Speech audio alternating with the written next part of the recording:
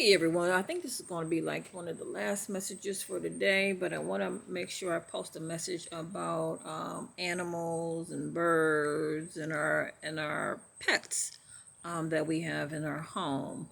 I know many weeks ago, maybe about 6 to 8 weeks ago, my aunt and I heard the news announce that there were some birds that were diseased, and it was a recommendation not to feed them. Well, I'm not of the school of thought to make anyone suffer, not the animals or humanity. So, quite naturally, the first thing that came across my spirit was to heal the darn birds and to make sure, our pets are well taken care of, especially during COVID, because, animals come in contact with people too. And so, during this whole COVID pandemic, I've been giving my animals vitamins and minerals. That's just common sense to me.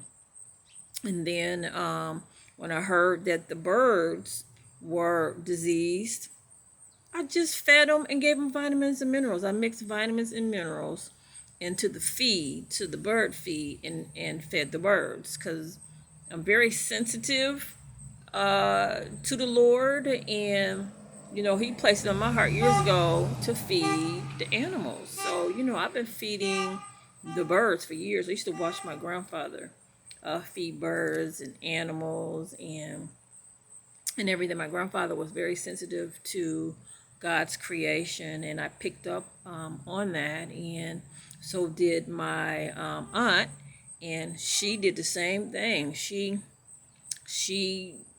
in Ohio feeding those birds, those hummingbirds, and whatever bird comes to her feeder, and she mixes up a vitamin and mineral nutrient into the feed that she creates for the birds. So I just wanted to put this message out there to have mercy on all of God's creation, not to have a selfish thought in your mind when you hear somebody is sick, even if it's a bird.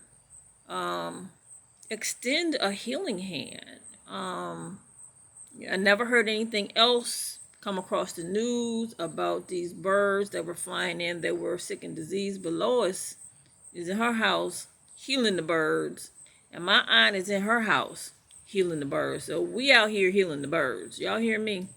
And I'm healing, keeping my animals in the house healed. I have a pit bull. I've had him since he was a puppy, and I have a cat. Now, the cat that I have came from my daughter's cat. I think one of her first litters.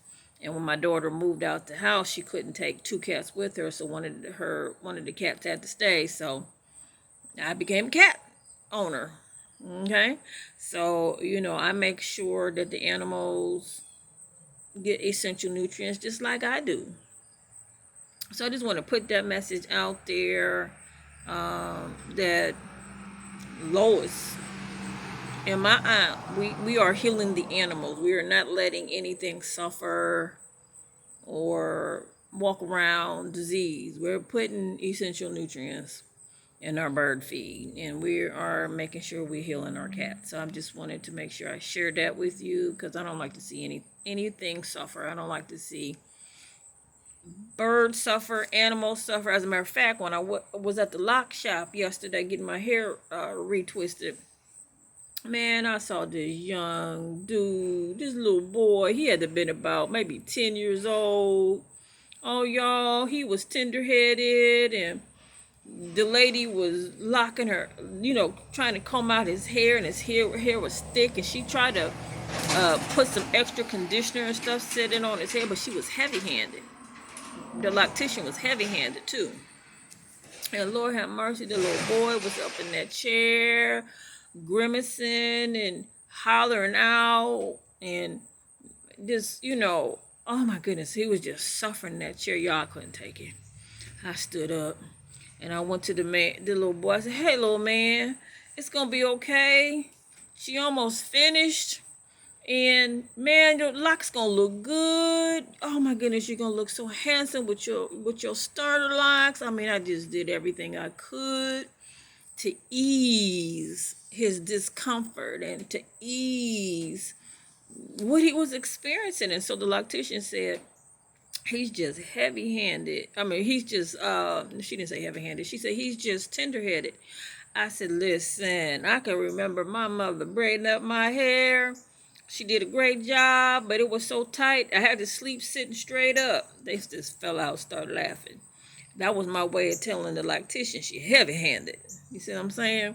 And I said some people are just heavy-handed. They don't know how heavy or how hard they're doing something, because there's different ways you can get out like a wide tooth comb, no African American hair, and combing out gently by holding the hair and then gently combing it through. She was a little rough. She had a small tooth comb and she was going through that thing. I mean, that little boy was grimacing. Y'all hear me? I couldn't take it. I just couldn't take it. I just stood up and I was like, please have mercy on the little boy's hair.